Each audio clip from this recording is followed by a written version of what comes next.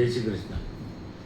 कल हमने दो जो भगवद गीता में शब्द थे, एक तो अध्यात्म, एक धर्म, उनकी व्याख्या की थी, विवेचना की थी, चर्चा की थी कि साहब ये जो कथावाचक है ये सबसे ज़्यादा इनका यूज करते हैं और इस तरह से करते हैं जैसे वो इस जो अध्यात्म वाला क्षेत्र है इसमें जानकार है। कल बताया हुआ अध्यात्म योग का विषय है, योग मार्ग का नाम अध्यात्म है। आत्मा पर आधिपत्य कर लेना अध्यात्म है। और धर्म की बात जहाँ तक एक धर्म सबसे पहले श्रीमद् भगवद गीता के 7 से श्लोकों में 18 अध्याय में जो पहला अध्याय है, पहले अध्याय का जो पहला श्लोक है, पहला श्लोक की जो पहली लाइन है उसमें जो पहला शब्द है वो धर्म है। धर्म क्षेत्र, कुरुक्षेत्र, वो धर्म क्षेत्र इस शरीर के लिए श्रीमद् भगवद गीता में कहा गया है कि इस शरीर के अंदर 2 क्षेत्र है, एक कुरु है, एक धर्म का है, एक देवी संपदा है, एक आसुरी संपदा है। तो वो पूछता है कि संजय से, धृतराष्ट्र संजय से पूछता है कि मेरे और, तो मेरे से मतलब काम, क्रोध, लोभ, मोह जितनी भी आसुरी संपत्तियां हैं उन्होंने और देवी संपदा ने वहाँ पर क्या किया। सवाल मेन आज हम ये करेंगे कि साहब ये जो कथावाचक हैं इनकी सीमा कहाँ तक है और जो सिद्ध पुरुष है उनकी सीमा कहाँ तक है। जो फर्क है वो अगर श्रोता के समझ में आ जाएगा तो पता लग जाएगा। और कल हमने ये इसीलिए कहा कि साहब जो ज्ञानी है वो और जो आम जनता है, आम श्रोता है, आम भक्त है, उसके ज्ञान में, उसकी बुद्धि में क्या फर्क है उसको भी हमने विवेचना की कि साहब वो जो अल्पज्ञ है, जिनकी श्रद्धा तामसिक है, जो माताएं बहनें हैं, सीधी सादी हैं, उनको ये गलत, उनका एक तरह से गलत धर्म के नाम से, श्रद्धा के नाम से, भक्ति के नाम से, जाने किस किस नाम से गलत उपयोग करते हैं। तो आज हम ये बताएंगे कि साहब ये जो कथावाचक है ये किस रेंज के हैं, इनकी बुद्धि किस रेंज की है और जो सिद्ध पुरुष है वो किस रेंज के हैं। तो मैं इसमें 2 उदाहरण दूंगा पहले, उसके बाद आज हम एक कथा सुनाएंगे जिससे पता लग जाएगा कि इनकी सीमा कहाँ तक है कथावाचकों की। एक वाकया अभी थोड़े दिन पहले पूरी दुनिया में सुना गया था और सोशल मीडिया बहुत चला था कि प्रदीप मिश्रा ने प्रेमानंद जी महाराज के लिए उनकी आराध्या, उनकी इष्ट राधा रानी के लिए कुछ कह दिया था। कैसा वो ऐसा है, ऐसा तो मतलब पूरे दिन उन्होंने 2-4 जगह कहा। तो प्रेमानंद जी को वो बात ठीक नहीं लगी कि भाई तेरे को क्या लेना देना, तू अलग है मैं अलग हूँ। वो प्रदीप मिश्रा समझता था हमारा लेवल में उनके बराबर का है, उनके ज़्यादा कैसे आ रहे हैं, उनका अहंकार कुछ और पहुँच रही था, उनके ज़्यादा भक्त कैसे आ रहे हैं, मेरे यहाँ तो ये नहीं आ रहा है, या उनको डिफेम करने के लिए, या पता नहीं क्या उनका बैकग्राउंड था किस लिए। तो प्रेमानंद जी ने कहा, 1-2 बार कहा, फिर जब वो बात थोड़ी बढ़ी तो उन्होंने बहुत ही कड़े शब्दों में कहा कि देख, मैं यहाँ बेटा तेरे चाहूँ ना तो तेरे को नाक रगड़वा सकता हूँ, मैं माफ़ी मंगवा सकता हूँ, तू ये इसमें मत पड़, तेरा फील्ड अलग है, हमारा फील्ड अलग है, तू उस बात को नहीं जानता जिस बात को मैं जानता हूँ। मैं जिस स्थिति में हूँ उस स्थिति में तू है नहीं, तो आ भी नहीं सकता। मगर जो कथावाचक है वो अपने आप को समझते हैं। ऊपर वाले की जो लीला है, जो इष्ट की पावर है, जो प्रेमानंद जी जिस स्थिति में स्थित है उसकी वजह से भगवान की ऐसी लीला हुई कि कुछ ही दिनों बाद वो पूरा माहौल बदलता गया और उन्होंने एक मंदिर में हजारों लोगों के सामने अपनी नाक रगड़ी प्रेमानंद जी अपनी जगह है, उन्होंने कुछ नहीं किया, वो कहीं उठ के नहीं गए, उन्होंने किसी से कुछ नहीं कहा वैसे का। मगर जो भक्तों को बुरा लगा, जो फर्क बुद्धिजीवी और विवेकी जानते हैं कि साहब सिद्ध पुरुष में और ये कथावाचकों में जो फर्क है, उसकी वजह से वो जो रोष ऊपर जाता गया और अनंतों गत्वा उनको नाग रगड़ने पड़ी एक मंदिर में। एक दूसरा उदाहरण मैं और देता हूँ कि वहाँ वृंदावन में इनके आश्रम के आसपास कहीं जो जिस रास्ते से ये सुबह राधा रानी के दर्शन करने जाते थे, वहाँ भीड़ होने लगी, भजन कीर्तन होने लगे, रोशनी होने लगी, पब्लिक आने लगी इनका इंतजार करने के लिए। भजन कीर्तन की वजह से वहाँ एक बीच में कोई एनआरआई की कॉलोनी है, वो अपने आप को एनआरआई समझते हैं, पैसे वाले हैं, उनकी व्यवस्था में व्यवधान हुआ, डिस्टर्बेंस हुआ, तो उन्होंने एक ऑब्जेक्शन उठाया, प्रशासक को कहा कि साहब प्रशासन के भाई कि ये गलत है साहब, हमारे कोई बर्दाश्त नहीं है, ये बंद होना चाहिए। प्रशासन ने इनसे रिक्वेस्ट की, इनको अवगत कराया प्रेमानंद जी को, तो साहब आपकी वजह से वो डिस्टर्ब हो रहे हैं, आप सुबह जाते हैं, हजारों की भीड़ आ जाती है, माताएं बहनें बच्चे बुजुर्ग कीर्तन करते हैं, भजन करते हैं, रोशनी हो जाती है, पुलिस वाले भी आते हैं, दुकानें भी खुली रहती है, ट्रैफिक में भी व्यवधान आता है, तो इसको साफ बंद करना चाहिए। प्रेमानंद जी का अगर मेरी वजह से किसी को तकलीफ हो रही है, दुख हो रहा है, परेशानी हो रही है, बंद कर दे। उन्होंने बंद कर दिया। ऊपर वाले की लीला देखिए कि वो जब बंद हुआ तो पूरे वृंदावन में उस मार्केट में जितने भी दुकानदार थे, उनको ऊपर वाले की ऐसी बुद्धि योग, उन्होंने कहा जगह साहब जितने भी एनआरआई है उनका सबका हमारी तरफ से बहिष्कार है। वो धीरे धीरे बहिष्कार बहुत बड़ा एरिया में बढ़ गया। वो पूरे एनआरआई को लगा कि अब हमसे बहुत बड़ी गलती हो गई, हमने एक सिद्ध पुरुष को गलत आंका। और उन्होंने एक मीटिंग बुलाई, उसकी जो एनआरआई कॉलोनी थी उसकी जितने भी व्यवस्थापक थे, और उन्होंने कहा हमसे गलती हो गई, हमको माफ़ी मांगनी चाहिए। वो सारे के सारे वहाँ गए और उन्होंने दंडवत प्रणाम करके उनसे माफ़ी मांगी, साहब हमसे गलती हो गई, हमको समझने में भूल हुई है, जो भी था उन्होंने माफ़ कर दिया, उनका कोई बात नहीं, वो वापस शुरू हो गया। ये दो जो मैंने उदाहरण दिए, इससे यही लगता है कि साहब जो कथावाचक है और जो सिद्ध पुरुष है उसमें फर्क क्या होता है या उनका लेवल क्या है। एक मैं और उदाहरण दूंगा कि एक वो विश्व गुरु कहते हैं अपना आपको, विश्व शंकराचार्य वो ब्रह्म है अंधे बाबा, वो उनकी खुद की यूनिवर्सिटी है और उसमें उन्होंने रामभद्राचार्य जी, उन्होंने उनकी यूनिवर्सिटी से पीएचडी की डिग्री ले ली। वो भी बहुत दखल रखते हैं भाई कथावाचक को, आपको इस क्षेत्र में अलग है, ये क्षेत्र अलग है, ये अध्यात्म का क्षेत्र अलग है। उन्होंने पीएचडी की डिग्री ले ली, उसको बखान करते साहब मैं पीएचडी में हूँ, हालांकि वो डॉक्टर नहीं लगाते। प्रेमानंद जी के महाराज के पास एक यूनिवर्सिटी की जो पीएचडी की डिग्री मारते वो फैकल्टी पूरी आई और उन्होंने निवेदन किया कि साहब हम आपको पीएचडी की उपाधि देना चाहते हैं। तो उनका जो वक्तव्य था, उनका जो कहना था वो ये था कि साहब मैं जो चीज़ छोड़ के आया हूँ सारी माया, और आप उसी को मेरे को देना चाहते हो।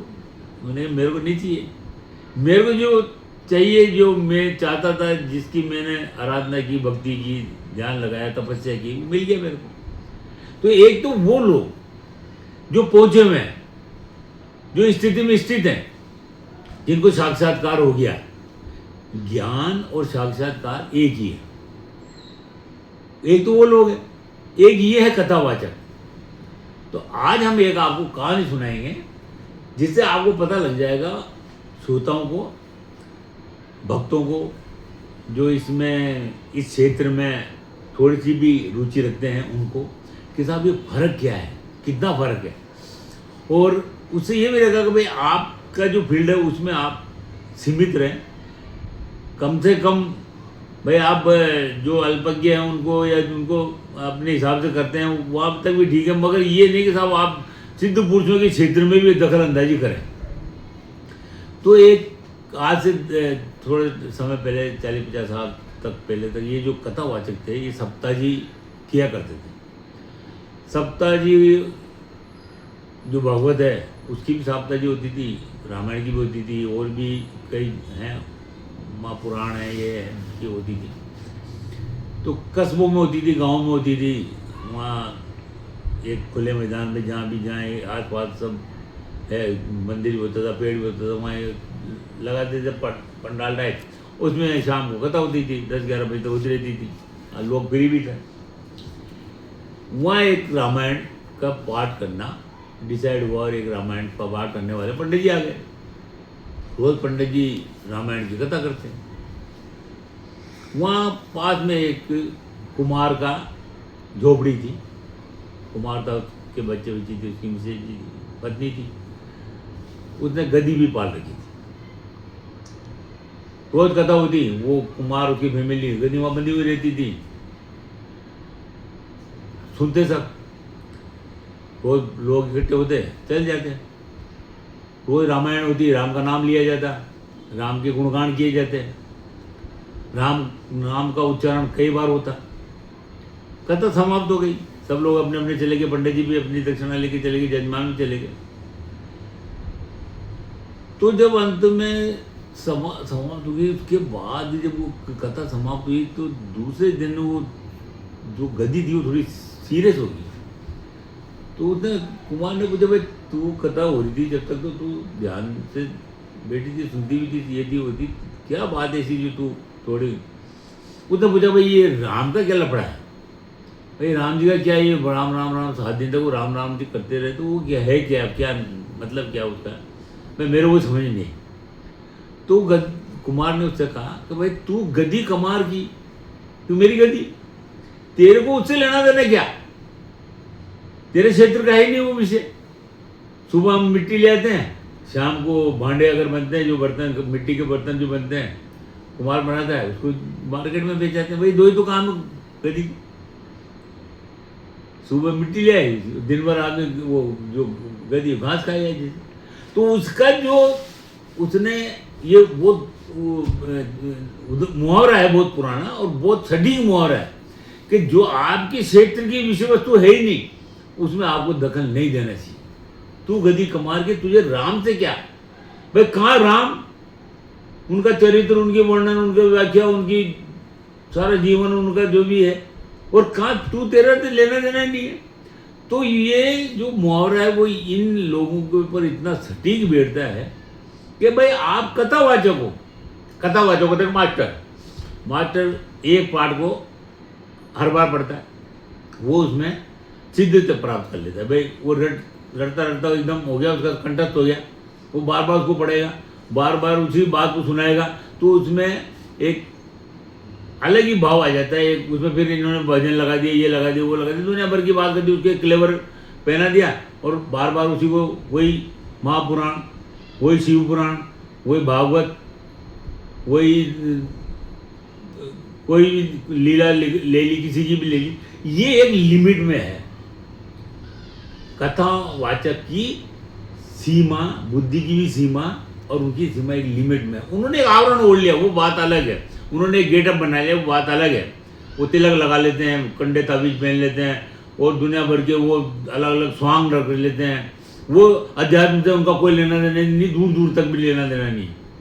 तो हमारा जो ये है कि साहब ये जो भगवत गीता समझ में नहीं आती, इसका कारण क्या है कि आज के ज़माने में अगर कोई भगवत गीता समझने में चाहता है तो ये जो परोसा जा रहा है ना भागवत के नाम से या कथाओं के नाम से या सप्ताह जी के नाम से, या वहाँ कथा हो रही है साहब, वहाँ ये हो रहा है, उसके नाम से वो जो मेन अध्यात्म का विषय है वो दबता चला जा रहा है।